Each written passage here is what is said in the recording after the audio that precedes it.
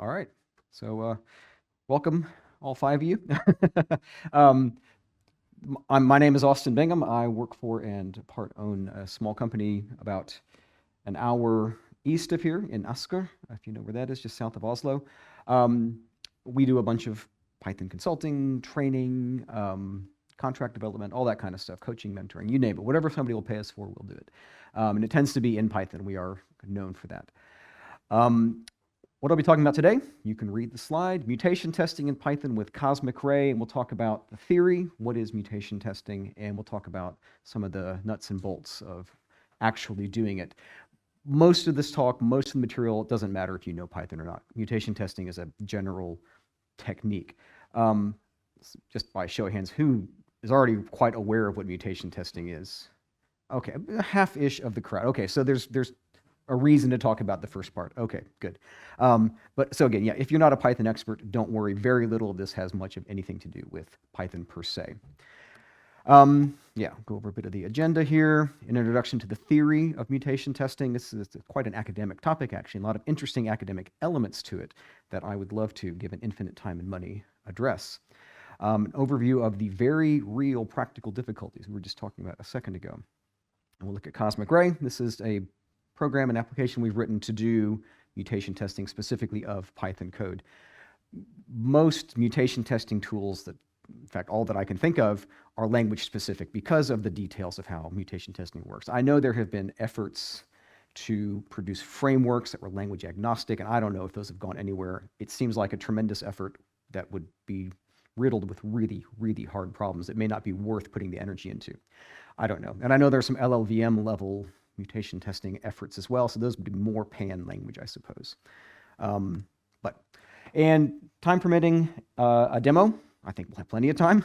So we'll do a little demo just to show you how it looks, and we'll also look at some practical applications, times we've used Cosmic Ray.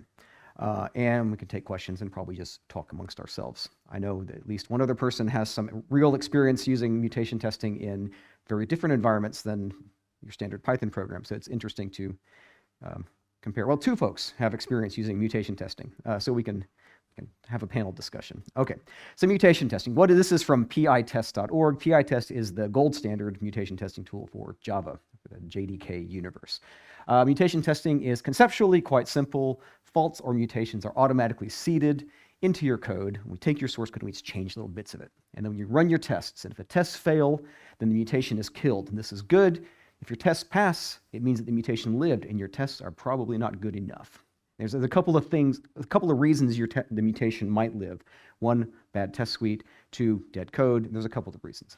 And the quality of your tests can be gauged by the percentage of mutations killed. Right, so what do we mean? What's actually going on? What are the parts here in mutation testing? You have the code under test, your library, your application, whatever you want to call it, and you have your test suite. Those need to be kept separate. Right, because you're going to be mutating one of them and running the other one. And if you're mutating your test suite on accident, that could be a very confusing scenario. Typically, at least when Cosmic Ray runs, for now, you introduce a single, very small change to the code under test. So change an operator to a different operator, change a number to a different number. And then you run the test suite. Ideally, every change you make will result in some kind of failure in your test suite. Okay, that's the goal. That would mean you have, in a sense, a perfect test suite. Very simple core algorithm, so to speak. We'll talk about what we mean by operators, but for every operator in the list of mutation operators, for every place in your code where that operator could apply, make that change and then run the tests. And then, okay, implicit here, undo the change you just made. Right. I guess I should actually add that to this slide, but this is it. This is the beating heart of Cosmic Ray, and I'm sure many other mutation testing tools. Okay, very straightforward. Why do we do this? What does mutation testing tell us about our code? That's hard to read. You're all going to go blind from reading that, sorry. One, killed. Your tests will fail after the mutation is made. This is good. This means that your test suite is robust enough to detect an actual behavior-changing modification to your code. Of course, this points to a corollary about the kinds of mutations you make. These changes need to, in principle, be detectable, right? And this is actually an interesting area of discussion. They could be incompetent. The code change may produce an inherent flaw in your code, a syntax error sometimes. That would be a poorly designed operator. Or there are other reasons you might go into an infinite loop, or it may just, for some reason, cause your program to not fail a test per se, but just to crash. And we would call these incompetent mutants. And then the big bad red box is if your test suite passes, it means the mutant survived, and you don't want that. Either your tests are inadequate to detect this change, this behavior modifying change, or the code that was mutated is extraneous, and this is a signal that you can excise it from your body of code. Yes? I guess there's also the benign mutant. There's the notion of an equivalent mutant, and we'll touch on that a bit. That's another area where you have to put your thinking cap on. When the tests fail, or when your test suite succeeds under mutation, it's not an immediate signal of what to do. You have to then start thinking hard about, what is this telling me about my code or my tests? Yeah, and this notion of benign or equivalent mutants is a difficult one. Of course, we have to have a meme. Okay, so we want to kill all the mutants. That's the goal of mutation testing, is anytime a mutant pops up, you're going to fix your test suite, modify your code in some way. You need to take care of it, account for it, at least be aware of it. So what are the goals of mutation testing? They're probably quite apparent. In one sense, it's just a much better kind of coverage analysis. And there's lots of people who aim for 100% coverage, and that's actually relatively easy to get if you're motivated to do it. But what does that actually tell you? 100% coverage tells you I've executed every line of code in my program. I've run all the paths through my code. That's telling you something, right? It means you don't have a totally brain dead program, but it's not really telling you that your tests that you understand what your program is doing, right? Your test suite somehow forces execution of all the paths in the program, but is the behavior what you want, or you just think you have the behavior you want? Cosmic ray mutation testing helps you come to the conclusion that your functionality is actually verified, that my tests are actually able to detect and are telling me about the real behavior of my program and not just causing execution of bits of code without doing any kind of assertions, right? So it is an adjunct, or you can say a layer on top of coverage testing. In some sense, the entry point to doing mutation testing is 100% coverage, because without that, of course, you would have a test suite just passing all the time, right? A second goal, and related to this, is detecting unnecessary code. This is to me quite important. Having code hanging around that's not doing anything is a guaranteed. It's a liability, right? You don't want it there. You want to get rid of it, or at least understand that it doesn't need to be looked after the way live code needs to be looked after. So if you have a survivor in your mutation test run, this can indicate code which you can just excise. So I like this picture to demonstrate this, because this is, of course, well, who can identify what that is, and why might I put it up there? It's the lower intestine, right? And this is the appendix that many people have removed, right? And for a long time, okay, this is representative of the code that we don't need, because we can cut it out. And I was told growing up that we literally don't need. It doesn't do anything in our body. It's just this old thing. But in fact, it turns out maybe it does some things.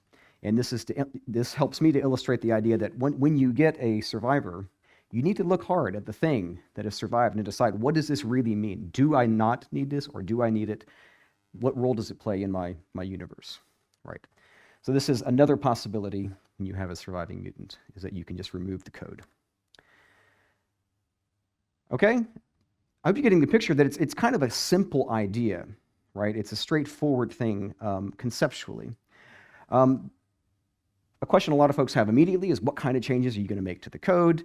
There are lots and lots, and we'll look at a few, but here's another picture I'm going to ask you about. Why would I put this picture up?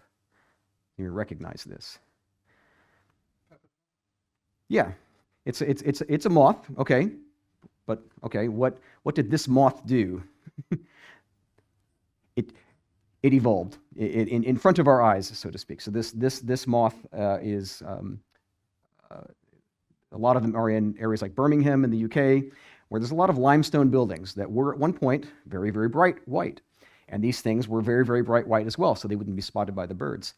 Then we discover coal, we discover how to burn coal, and we do it en masse, and all those white buildings became black, and all the really white moths got eaten really quickly, and they evolved to be black. And then, of course, we cleaned up, and we took all the black stuff off the buildings and they evolved back. So it's a nice picture, a nice story. Okay, and genetic mutation. So a common kind of thing we'll do is replace, in this case, greater than with less than. It's crude, but make that swap. Your test suite ought to be able to figure out that that's happening, right? That's something we can typically detect. Replacing break with continue, right? This is a common thing. Or imagine the inverse of this, replacing continue with break. What would that do to your program very often? It often lead to like an infinite loop, right? You've reached the termination point of your loop and you're trying to get out of it, but suddenly your break has become a continue. You're just going to loop forever. And this points to one of the complexities that we'll look at in a little bit, this possibility of infinite loops. You can find research, bodies of these lists of things you could do, conditional operator deletion or hidden variable deletion, supercalling insert, all sorts of things can be done. Cosmic Ray it's not exhaustive on this list. We have a substantially smaller list, but this gives you an idea of the kinds of things people think we could be doing. So there are a lot of mutations that we can think of as language agnostic. They don't have anything really to do with Python. Replacing constants, a number with a different number or a string with a different string. Replacing, in this case, a variable with a literal being passed into a function, or just generally replacing variables with literals. Replacing arithmetic operators. This is a good one. Also another interesting one, because are there cases where doing that replacement will lead to no functionality change? Yes, of course. Relational operator replacement, of course, all these kinds of things that we can do in lots and lots of languages, adding unary minuses or removing them, right?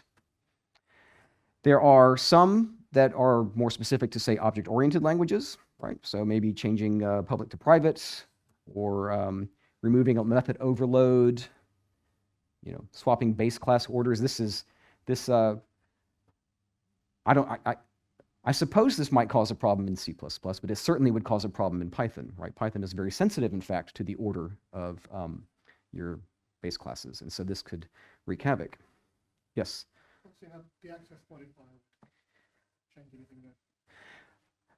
Well, if I change something from public to private and then try to compile, but presumably that has to be part of the phase of a, yeah.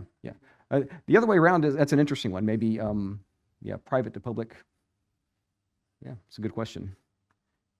I guess you just wouldn't have that modifier. That would fall in the category of things just not to do. Okay, maybe some that apply to functional programming languages, swapping the order of pattern matching clauses. Although this applies now to Python and other languages that have taken these ideas on board. So you can see that there are some mutations broadly apply to all languages. Some mutations apply to very specific bits of technology. Okay. So again, all the stuff we talked about is probably quite straightforward to think about, but there are some serious issues, serious problems that we face when trying to do mutation testing in practice. The theory is nice and clean and simple, which is what hooks a lot of people. It takes a long, long, long, long time. Imagine, so how many places in your code have the potential to be mutated, multiplied by how long your test suite takes. If your test suite takes 30 seconds times 100,000 locations that could be changed, you're looking at a long time, right? And then that can just grow from there. Okay, another picture quiz. Does anybody recognize that experiment? Yeah? That's here to not observe the tar drop. Yes, yeah, the tar drop or pitch drop experiment. So this It has dropped several times, but never on camera. Yeah. There's just this poor professor somewhere I think he's in Australia. He's wanted to see this. This is tar of some sort, some very viscous fluid that drips like every 17 years or something like that. And he just it's his life goal to see it drip, and he just keeps missing it. But it does slowly drip out of that container, much like the rate at which mutation testing can run at. So what do we want to do about that? Well, parallelization. All right, this is a prime candidate for parallelization. It is embarrassingly parallel. You take your code base, you put it on 1 million machines, and you run your test suite 1 million times in parallel. That can save you if you have access to 1 million machines, which we all do in some sense these days. But then it becomes a question of money, right? Can we do that? You can try techniques related to baselining, where you run one full mutation testing suite, and then you try to keep track of, okay, I've made this change to my production code, only run mutations over the parts of code that I think are relevant to that, or only run tests that I think are relevant to that. And I see you shaking your head. This is very heuristic, right? This is very much a guessing game. Not quite a guessing game, but it's not a perfect approach, but it can be a practical way to approach this if you just do not have time or facility to run the entire test suite, the entire mutation testing suite all the time. So you try to only run tests on modified code if you can make a guess at what that modified code is, or the modified code paths really through your code, and only mutate code that you've modified. That's another approach. And you can combine these. It kind of does, very much relies on, though, having this initial baseline, having a sense of where I started from, which hopefully was 100%. Yes? I think the coverage that has this Yes. dynamic, is that what they call it? I can't remember. I forget the term, but yeah, coverage can... Yeah, coverage, you can tell, it tells which test ran which line. Right, so yeah, you can get this information. Yeah. Okay, yeah. The only valid option is function. Okay, okay, yeah. We'll take what we can get. I'm not about to go try and rewrite coverage. Yeah. So this is a strategy you can try to apply, and I've heard of it being applied in practice and working. So this is talking to people who've tried to do mutation testing, who've thought about using it. This is the main showstopper for them. It is just not practical to do on a frequent basis.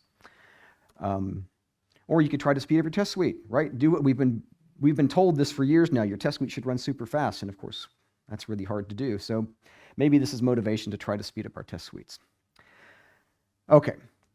Another problem, an easier problem in many ways, is incompetence detection. So sometimes I make a change to my code, and it doesn't really even run the test suites. So let's look at, so we have the problem that maybe our code has gone off into an infinite loop, or maybe it's a very, very long loop. So we all know who that is, right? That is Alan Turing, right?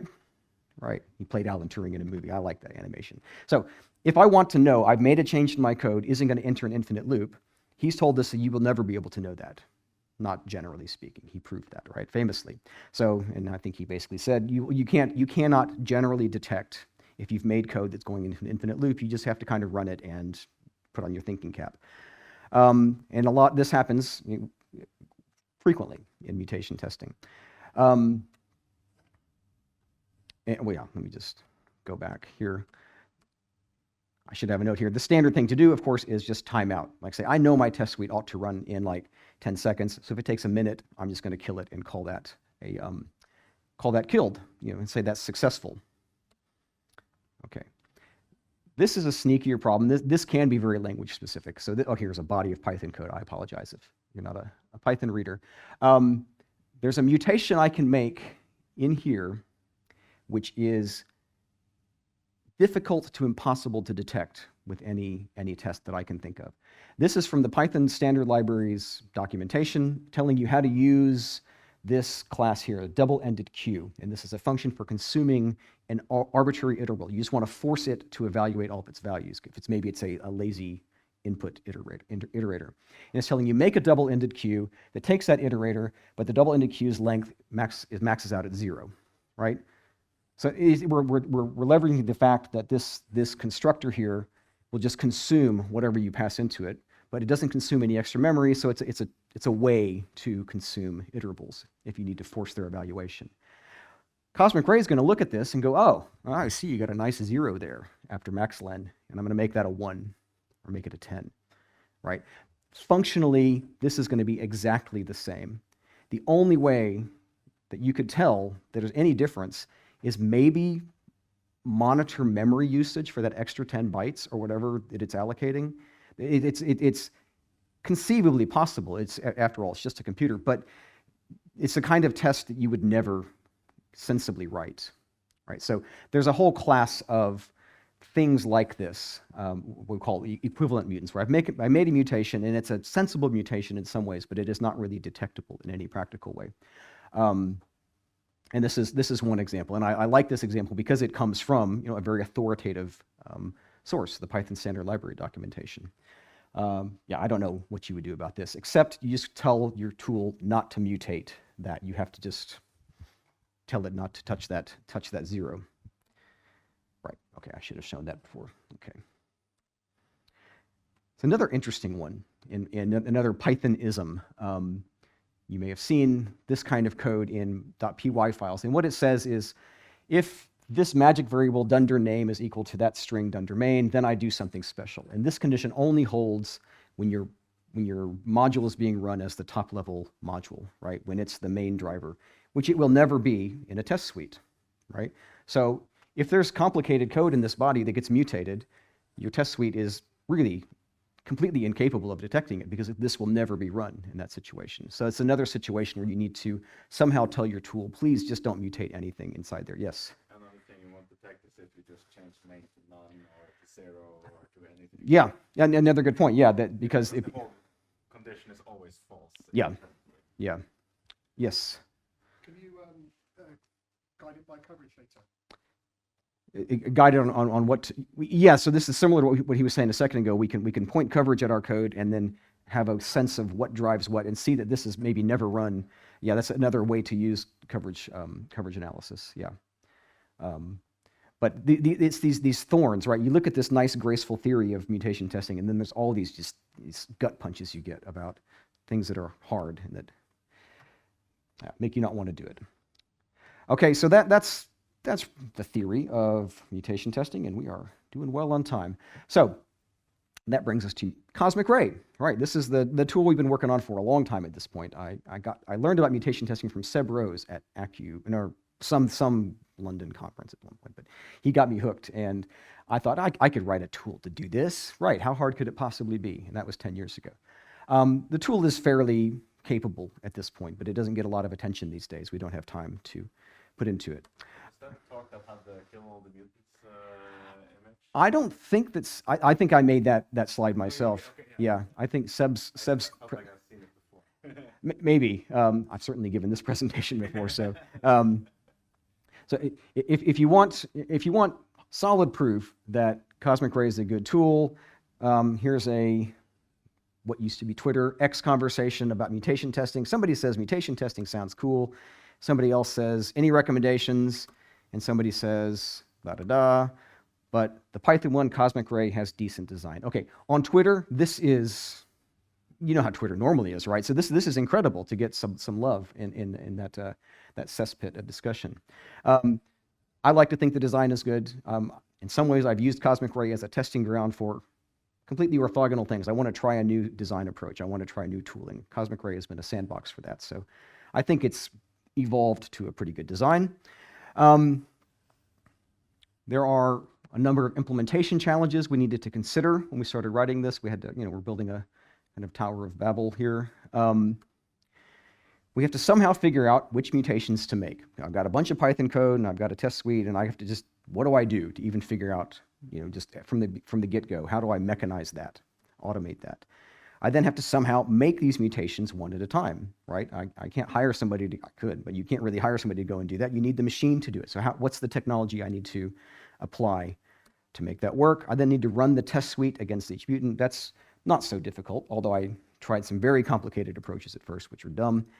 And all the time, I have to keep in mind that there's all these other complexities that we talked about. It takes a long time, that there are equivalent mutants, that there's these issues we need to deal with. So this was, these were the first order issues we had to deal with when we set out to make the tool. So we'll look at how we address all of these. At the heart of what Cosmic Ray does are operators, Conceptually, operators are quite simple. They are the things that know how to make a particular change, right? They know that, oh, if I see a plus, I can make that into a minus. Or if I see a plus, I can make it into a star. They have two primary jobs. Identify all the places in your code where they could make a change. So the very first thing Cosmic Ray does is it just scans your code with all the operators and makes a list of all the things it could potentially do. And each operator reports back. Operators are, to get into some of the details, they're provided as plugins, so you can write your own operators if you have maybe domain-specific mutations you want to make. If you don't like the way we've written ours, you can add and remove as you desire. The second job, of course, of an operator then is to, on request, go and make the change. So Cosmic Ray will scan your whole body of code, make a big list of what to do, and then one at a time refer back to the operators and say, okay, now go do the thing you've told me you know how to do. Yeah, and specifically, its job is not to decide when to do that mutation. That's up to the orchestrating machinery inside the rest of the system. So here's an API. If you want to go out and write your own Cosmic Ray operator, this is pretty much what you have to do. You have to write a function that calculates all the mutation positions for a particular AST node. We'll talk about ASTs in a bit. You need to write a mutate function, which actually does the mutation on that AST node. Worth noting is it's each, and you can kind of get this from the doc strings and so forth, is that each AST node could potentially be modified multiple times. That is to handle some weird edge cases. I call them edge cases, weird cases in the way Python's AST is put together. But it turns out that this is necessary. So you'll be told later on then you need to go mutate that node and at that index, the nth change you said you could make there. We've added recently support for a notion of arguments that you can pass to operators to control the way they work. I'm still on the fence about whether I like that or not. And then this is kind of cool. Your operator needs to actually provide a list of examples of what it's going to do, and we plug these into our test suite, to the Cosmic Ray test suite, to try to at least verify that the mutation operators are not insane. If they say, see, the example would be like, I'll take code that looks like this to code that looks like this, and then we'll actually use the operator to do that to verify that it's not lying about what it can do. And that provides good documentation as well. So tests and documentation. As I mentioned, we work on an abstract syntax tree. We don't work directly on the code, and we offload all the heavy lifting to Parso, which is an amazing library. It has saved me so much time. I'm sure everybody's reasonably familiar with the idea of an AST, though. It takes code like 1 + 2 × 3 and produces some in-memory representation that is manipulable, a bunch of objects that I can examine to figure out what the code is going to do. And it's these things, these nodes that Parso produces, that we traverse and then mutate and then turn back into code. Okay, so that's, yeah.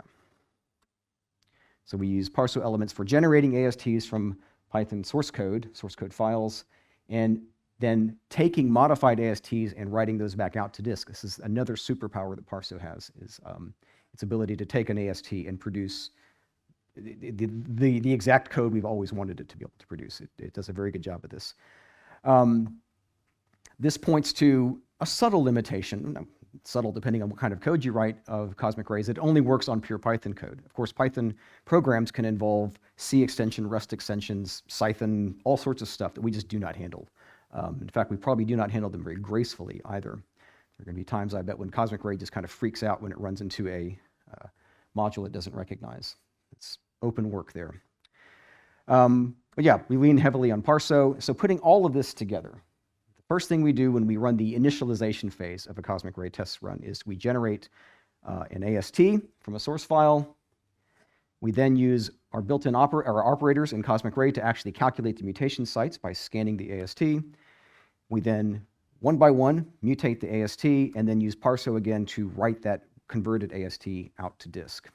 And then, of course, I do need to make this explicit. We then undo that, of course, between each mutation. We go back to the original code each time. Yeah? So in summary, we use Parso to transform source trees into ASTs. We implement whatever operators you want. Cosmic Ray comes with a bunch, but you can add your own if you want to, which detect and then mutate the code, and we use Parso to do ASTs back into code. Say Parso 100 times here. Parso is really cool. If you're working with Python code and you need to parse it, that's the way to go. I've been super pleased with it. I mean, it's an underlying technology for lots of linters and stuff like that, so it's quite good. It's been tested very, very broadly. Okay, figuring out what to mutate. We've given a high-level example of that. Cosmic Ray operates on the basis of Python packages, right? So I make my configuration to tell Cosmic Ray what to do, and I point it at a single package. That may have a bunch of submodules inside of it, but it works on a single package root. So the user will specify a single package that's going to get mutated. Cosmic Ray will scan that package and all of its subpackages down to the leaves. As I mentioned, there are limitations to what kinds of modules it can mutate. You know, anything exotic that's not just pure Python code, it'll break. But you can also tell Cosmic Ray to ignore certain parts of the package tree. So if you know you've got some branch of packages that just aren't thoroughly tested, you can just tell Cosmic Ray, please ignore these with pretty fine-grained granularity. And this is an important tool for letting people test the, say, important stuff in their system, the stuff that really does benefit from being highly tested. Maybe the web server that shows the cat pictures is not that important, but the part that runs the pacemaker, that's really important. So you want to be able to bifurcate your test efforts there. It'd be a weird program, right, that had a web server with cat pictures and a pacemaker in it, but maybe it exists. And then we run tests, right? The testing overview is quite simple. We figure out what to mutate. We create a mutant, that is, make the change on disk. We write that mutant down to disk. So all this is happening in a very natural, organic Python environment. There's not some sophisticated, virtualized Python environment or something like that. It's just, we just modify your code on disk. It's as dumb as that. So you never have to think hard about some alternative universe in which mutation testing is occurring. It occurs very much like your normal test suites would run, like your normal development environment is put together. We run whatever your test command happens to be. It's just a shell command. So generally it's PyTest, right? Or maybe it's Python unit test or whatever testing tool you use. You just tell us the command to run and we run it. You then write back the original code, and this is all done in a separate process, right? So that if some mutation occurs, the main reason for this is sandboxing. So if we make a mutation to the code and it causes some weird new behavior to occur, maybe you inserted a divide by zero into to a C files call that is now affecting C code and it breaks everything. A seg fault is not going to bring down the actual testing process. That's the main reason we initially at least ran these in a sub-process. Yeah, we talked about how to deal with incompetent mutants that have potentially entered infinite loops. Two basic alternatives are an absolute timeout or a timeout based on a baseline. So most of the time, if you know your test suite should run at about 10 seconds, you just pick a bigger number than 10 seconds and put that in your configuration. You can also ask Cosmic Ray to first run the test suite on unmutated code, record how long that takes, and then it'll pick a bigger number than that as the timeout. So you can ask it to be automated, but generally folks know how fast their test suite ought to run. This is not perfect, right? There are times when maybe you've made a change that is just going to make your program run longer and then die naturally, or survive for that matter. And we really can't know that. It's a hard problem. The rest of the tech is, okay, interesting, but not critical. This is getting down into some of the Python guts. We use a system called Stevedore for loading up our plugins. This is very, very commonly used in the Python world. It's well understood, works really well. This allows us to ship, a bunch of, plugins with Cosmic Ray, but also let other people provide their own plugins just by installing their own package. So Stevedore works based on individual Python packages contributing to a named entry point, so to speak. It's using their terminology. So if you want, you can provide all the operators you want. We have plugins. We have plugins for operators as well as what we call distributors. Distributors are a strategy for sending work out in parallel, right? So the standard distributor we use is called local. It just runs one test local on your machine. But we also have the HTTP distributor, and the idea there is that on however many machines you want, you run these little listener programs, each of which has its own copy of the code, and then we will distribute work to those. And then you can run faster, and then maybe you want to write one that's based on Celery or some HPC system or something, and you can do that and plug it into Cosmic Ray, and it should just work.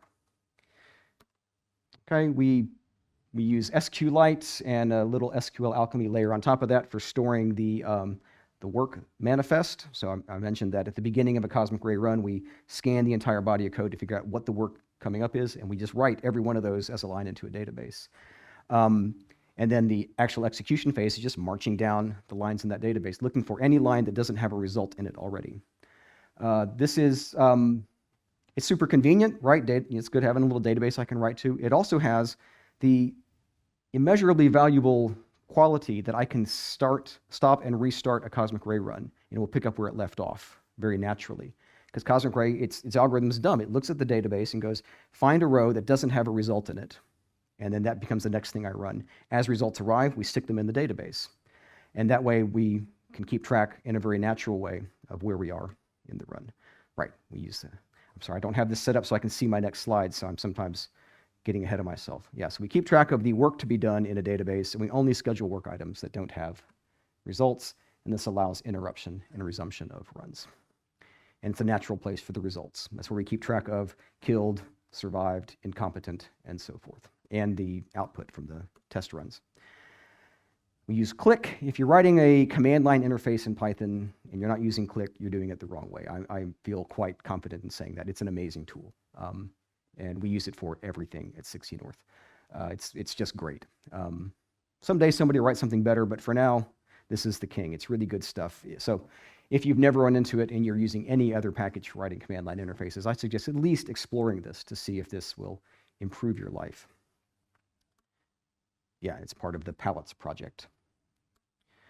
There's some more exotic technology that can be applied to cosmic ray. One of them is a tool we've written called Spore. Spore means to track in Norwegian.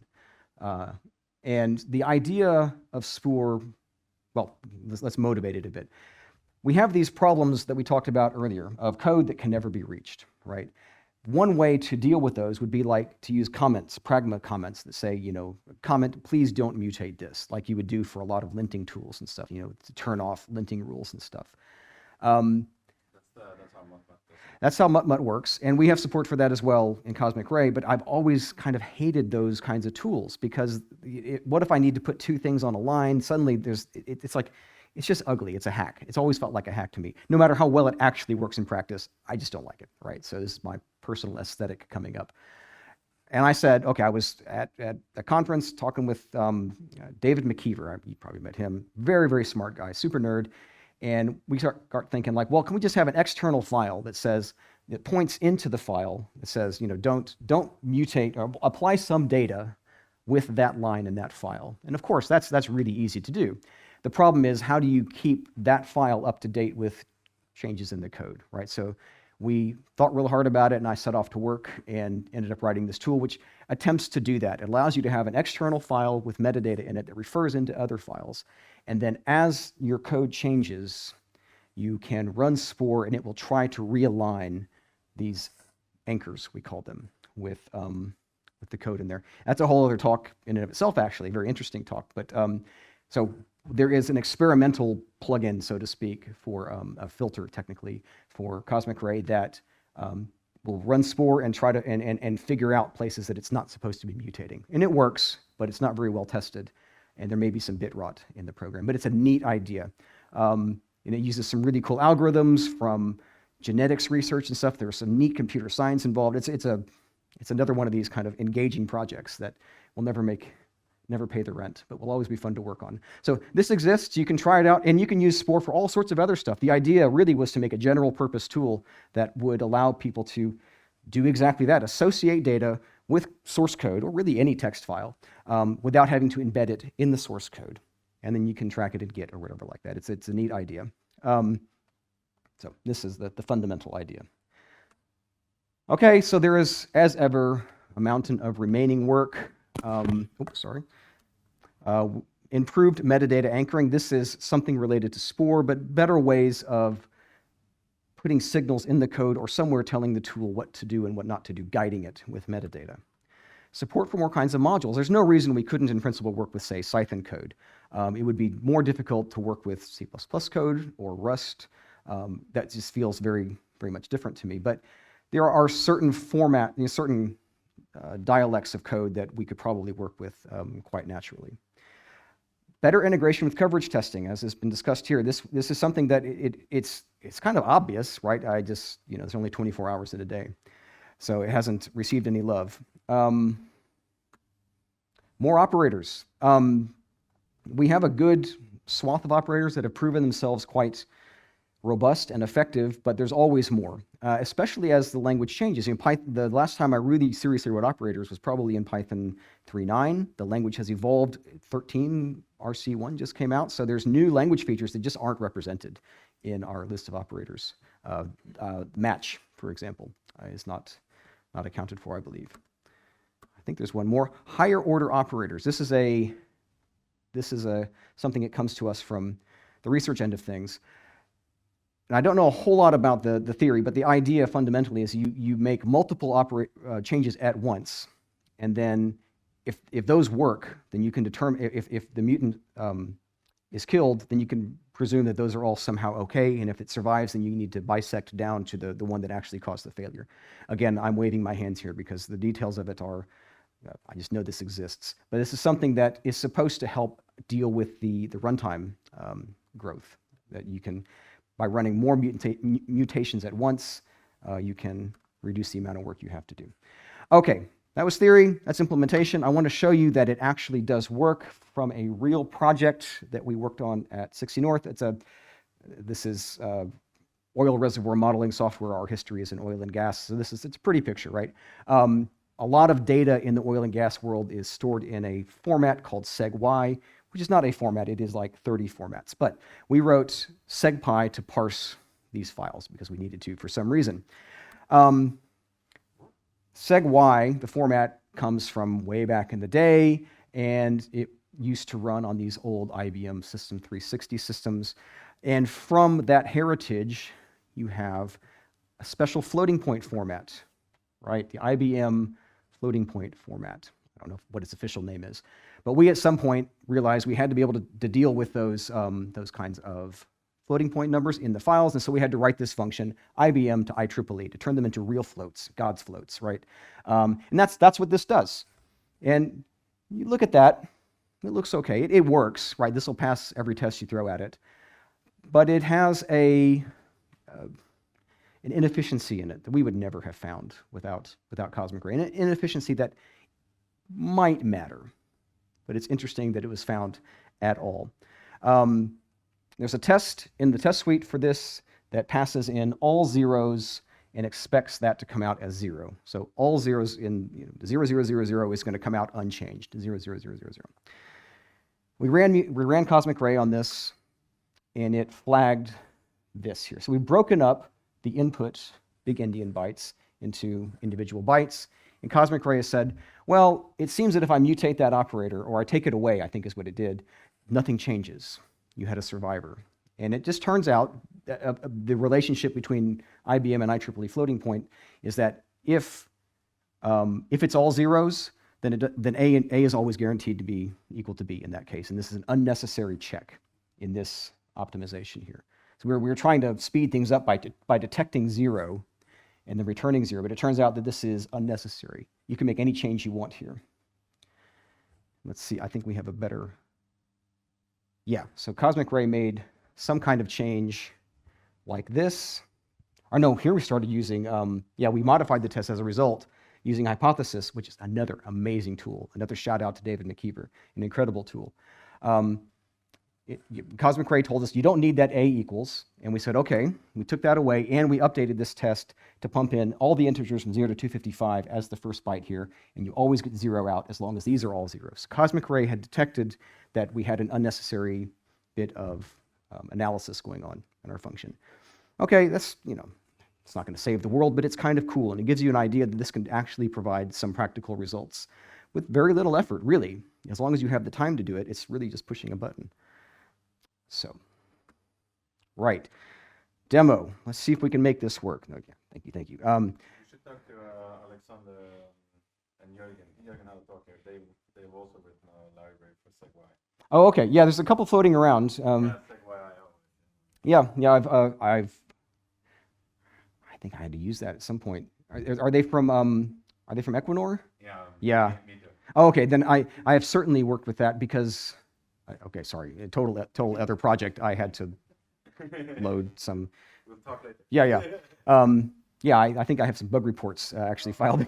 Not bug suggestions. Right. So I'm going to do a quick. Doesn't even have to be that quick demo of Cosmic Ray. Let me switch over to my editor here. So just to orient you a bit, let me make that a bit bigger as well. Get rid of some noise. Is that font big enough? Yeah, okay. It could be bigger? Yeah. Yeah? Okay. So the first thing you're going to do in a Cosmic Ray test run is define a config file, this .conf file. It's a, what is it, YAML, I guess it is. Maybe TOML, I don't know. And you're going to specify a few things. You're going to specify the, yeah, I can use a pointer, the name of the package that you want to mutate. Our test suite has a package called Atom because, of course, you know, mutating the first person. A timeout, 10 seconds.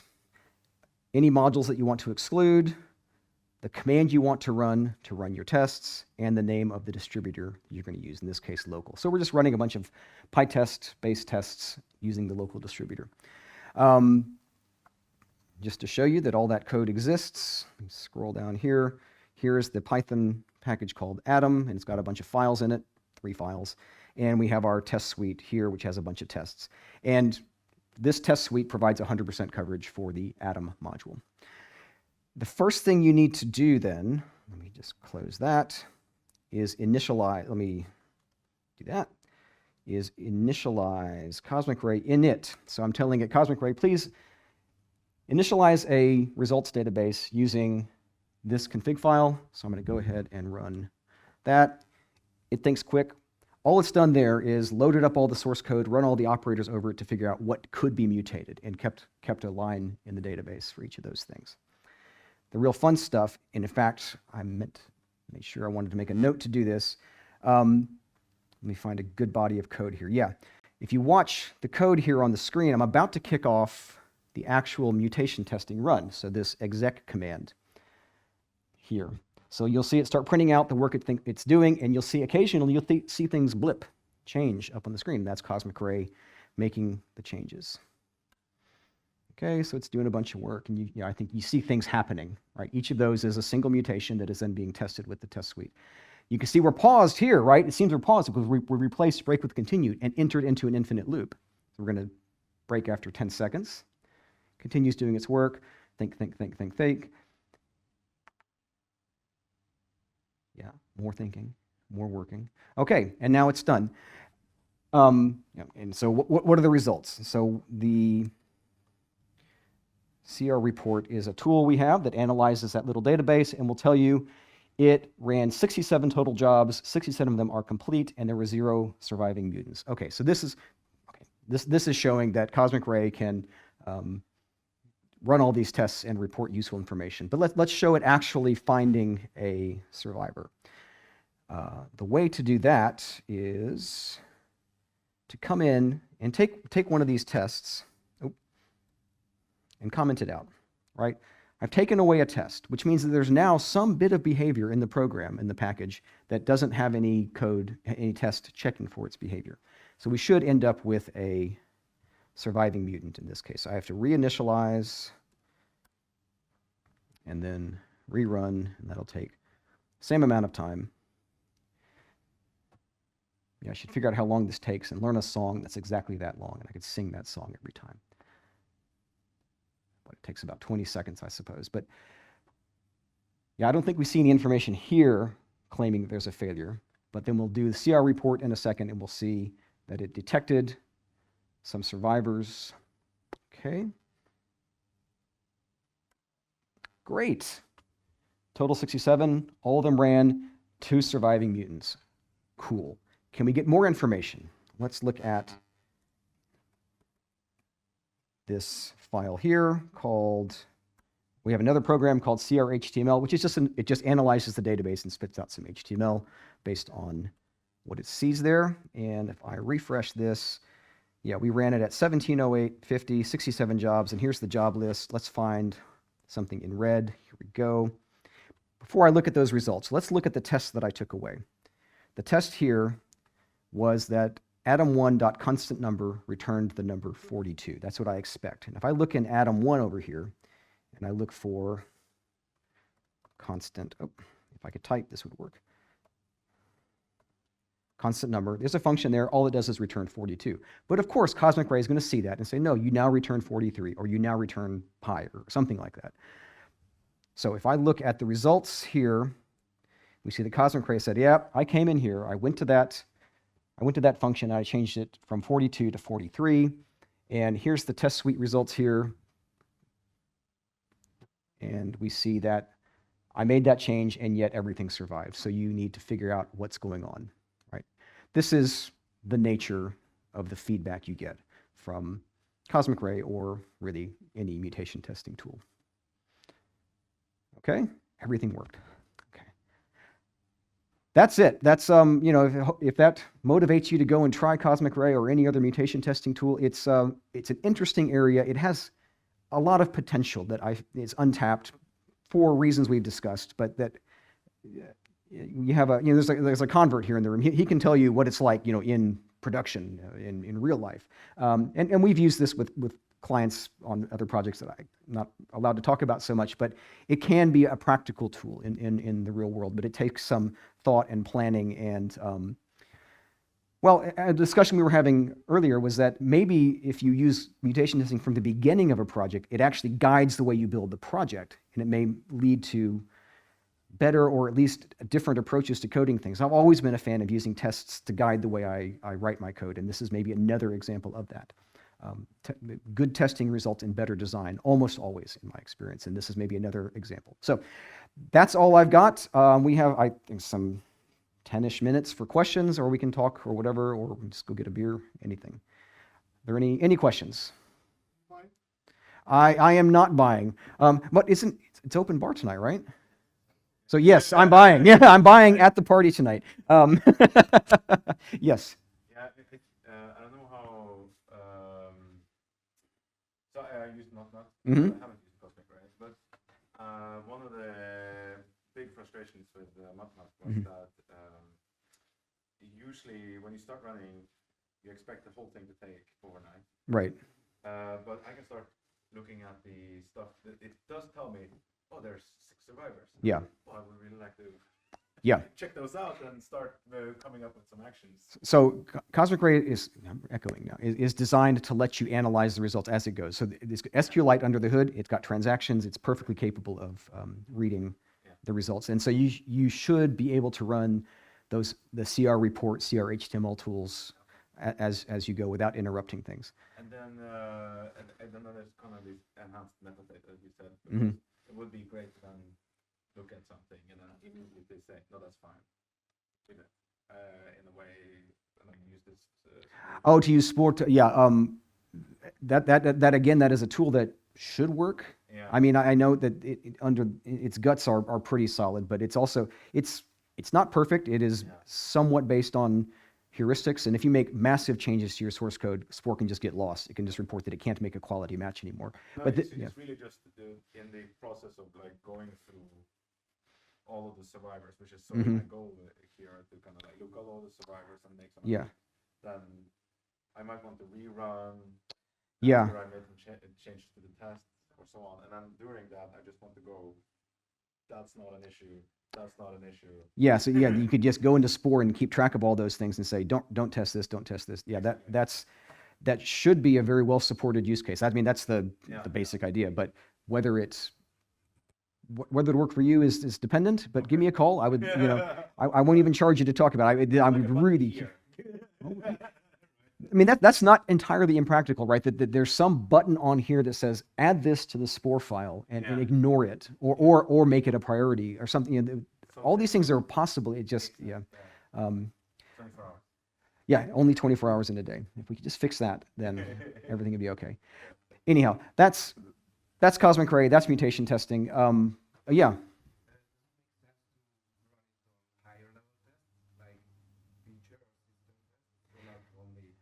No, absolutely. In fact, I'm a big fan of getting rid of unit tests as soon as they are not valuable anymore. When I have higher level tests that test my functionality, that is probably one of the keys to breaking the time barrier, right? Because now I'm not running all these microscopic tests. I'm running high level tests that actually test the behavior of my system to help me flush out.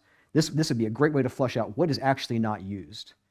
based on what the users are able to do to the system. I think that would be a really effective way to approach it. Yeah. Yeah. Yeah. I mean, there's definitely a discussion to be had, but yeah, I have found myself maybe naively drifting much more. I mean, this is getting off topic, but towards relying on higher level tests than lower level tests. But that is just an issue of practicality, maybe in the projects I work on. I'm not sure. I think it's more like a Python thing where encapsulation is not something we do. Yeah.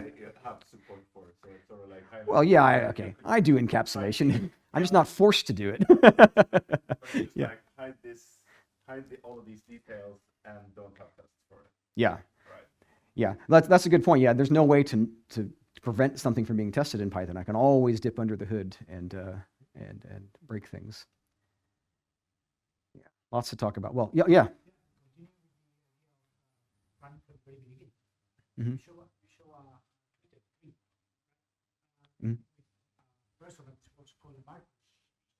Yeah, Marcus Schierp. Okay. Yeah. Yeah.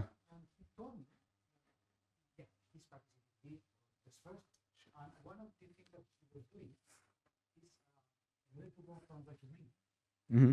He was considering the mutation results. Okay. Yeah. It's like if you are adding more code than necessary, you will generate some survival. That's a really good, yeah. Yeah. What language was he in, you said? Oh, yeah, yeah. Yeah, Ruby would have a lot of the same characteristics, I guess, as Python in kind of the dynamism and the quick feedback. Yeah. All right. Well, let's call it a wrap. It's probably party time soon. So thank you for being the 4 or 5 people in here.